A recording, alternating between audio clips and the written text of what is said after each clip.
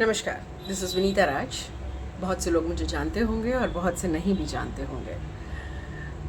आज मैं आप सब लोगों से एक बहुत ख़ास बात करने के लिए मुखातिब हूँ। परसों 19 मार्च को मेरे बड़े भाई श्री के सिद्धवानी जी का 12वां था। अब लाइफ नॉर्मल होने लगी है और हम सब अपने कोर्स ऑफ एक्शन पे फिर रिज्यूम कर रहे हैं। पर मुझे लगा कि मैं यहाँ थोड़ा रुकना चाहती हूँ। मैं आप सबसे थोड़ी बात करना चाहती हूँ।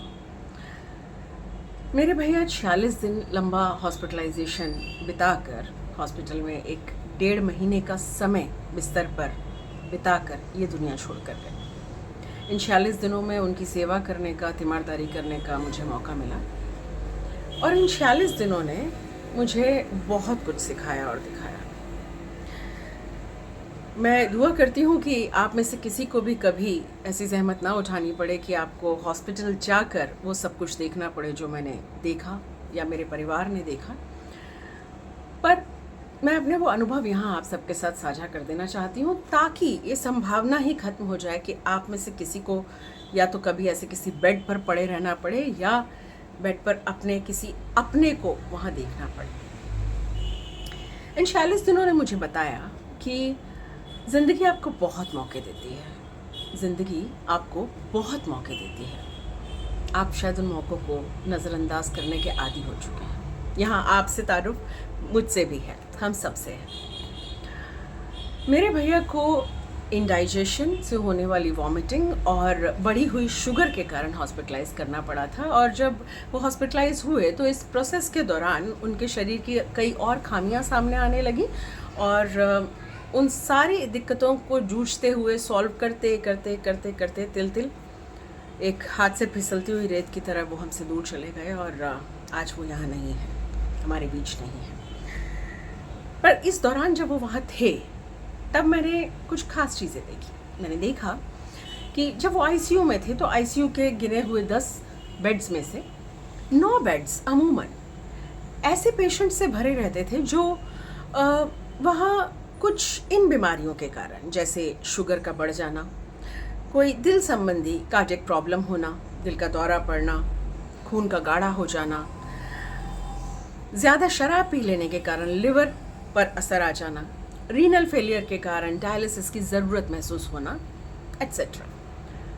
मैंने इन सारे दिनों में रेयरली ही ऐसे कोई केसेस देखे जब वहाँ कोई अचानक हुए एक्सीडेंट के कारण एडमिट हुआ हो। कोई इसलिए एडमिट हुआ हो कि वो गिर गया और उसे चोट लग गई, फ्रैक्चर हो गया। कोई इसलिए कि रोड पर वो जा रहा था और उसका एक्सीडेंट हो गया और वो एडमिट हो गया। कोई इसलिए कि अचानक कुछ ऐसा हो गया जो उसके बस में नहीं था और वो किसी घटना का शिकार हो गया या हो गई और वो हॉस्पिटलाइज हो गए। मोस्टली वहाँ ऐसे लोग थे जो बाय चॉइस वहाँ थे और उनमें मेरे भाई भी थे।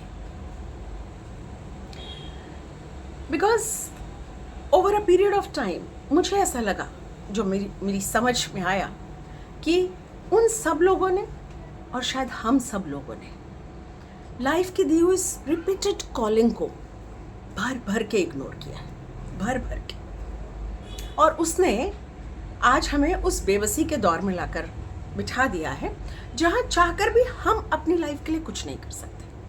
हम हमारे अपने, हमारे लिए और खुद के लिए कुछ नहीं कर सकते। आप डॉक्टर के भरोसे, और डॉक्टर बहुत हद तक अपनी नॉलेज और बाकी भगवान भरोसे। इस बेबसी के दौर ने मुझे ये बताया कि बहुत हद तक वहाँ वो लोग उन बिस्तरों पर और बाहर एज अटेंडर उनके रिश्तेदार मौजूद थे जिनके बहुत बस में था बेबस ना होना, लेकिन उन्होंने कभी इस बात पर ध्यान ही नहीं दिया। उन्होंने में मैं भी शामिल हूँ। इसलिए आज मुझे लगा मुझे रुकना चाहिए, मुझे इस पर बात करनी चाहिए कि हम सब लोग क्या कर रहे हैं, हम कहाँ जा रहे हैं, हम कैसी ज़िंदगी जी रहे हैं। हम डाटा पे बात करते हैं, इंडिया डायबिटीज़ की राजधानी हो गई है। आज हर चौथे इंसान को शुगर है, आज हर इंसान को डिप्रेशन हुआ जा रहा है। Everyone is falling prey to anxiety attacks, panic attacks. पर हम सब इस पर सिर्फ बात कर रहे हैं, इसके लिए कुछ कर नहीं रहे हैं। And this is a wake up call specially for me. और मुझे लग रहा है कि अगर मुझे ये वेकअप कॉल मिली है ना आज, तो मुझे आप सबको भी बोलना चाहिए कि इट्स हाई टाइम। हम सबको अब उठ जाने की ज़रूरत है। उठ जाने की ज़रूरत है उस लंबी नींद से जिसमें या तो हम सोए पड़े हैं या चाह कर भी सुस्ता रहे हैं और बाहर उठकर आना नहीं चाहते। Enough of sleeping late, getting up late, irregular schedule, irregular life, drinking, boozing, smoking, eating गरिष्ठ फूड। हम हल्का फुल्का तो कुछ खाना ही नहीं चाहते, हम अच्छा खाना खाना चाहते हैं। हम समय पर नहीं खाना चाहते, हम बाहर खाना चाहते हैं। मैं उस समय से आती हूँ जब बाहर खाना या होटल का खाना खाना एक बहुत सेलेक्टिव प्रैक्टिस हुआ करती थी। मैं उस समय से आती हूँ जहाँ खाना मतलब घर का खाना होता था। लेकिन आज with all the chaat corners and sandwich stalls and pani puri stalls in place, chaat, momos, Maggi is part of our meal now. ये हमारी रोज़मर्रा की लाइफ का हिस्सा हो गया है। जब चार दोस्त साथ बैठ जाते हैं तो जमी हुई महफिल में जाम ले लेना भी हमारी लाइफ का हिस्सा हो गया है। उसकी कंसिस्टेंसी बढ़ते बढ़ते भी, चाहे अकेले में पिएं या दोस्तों के साथ पिएं, ये भी हमारी लाइफ का हिस्सा हो गया है।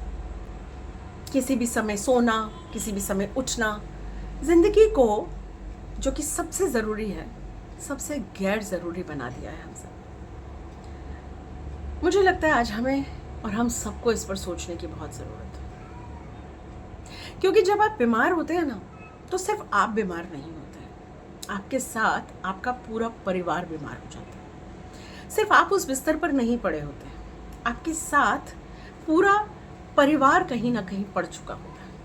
आपके साथ हॉस्पिटल में आपके अटेंडर बन के बाहर फर्श पर सोने वाला इंसान भी उतना ही बीमार हो चुका होता है मानसिक रूप से, जो हर दिन ये दुआ कर रहा होता है कि उसे वो कुछ ना सुनना पड़ जाए। शायद अगला कॉल जब उसके नाम का बुलाया जाए, उसके पेशेंट के नाम बुलाया जाए, तो जो एक अनवांटेड सुन लेने की आशंका का डर होता है, उस डर को मैंने महसूस किया।